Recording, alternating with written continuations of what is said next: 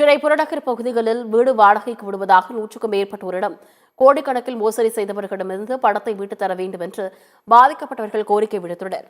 ஆவடி காவல் ஆணையரகத்தில் நேற்று நடைபெற்ற குறைதீர் கூட்டத்தில் பெண்கள் உள்ளிட்ட 100க்கும் மேற்பட்டோர் திரண்டு போராட்டத்தில் ஈடுபட்டதால் பரபரப்பு ஏற்பட்டது.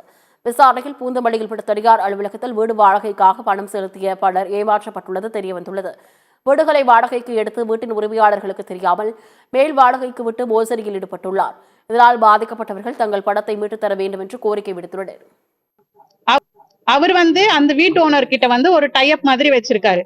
ஆனா எங்க கிட்ட அவரு தான் ஓனர்ன்ற பேர்ல எங்களுக்கு வீடு லீஸுக்கு கொடுறாரு. நான் மட்டும் தான் நினைச்சுதான் நான் ஆபீஸ் கிட்ட போனேன். ஆனா பார்த்தா இங்க இவ்வளவு பேர் இருக்காங்க.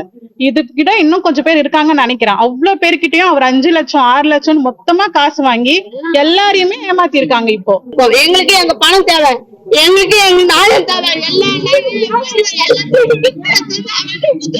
லட்சம் எங்களுக்கு வாழ்வாதாரம் இல்ல. காலி பண்ணுவாங்க. எங்க போவோம் சொல்லுங்க, நாயத்தை சொல்லுங்க.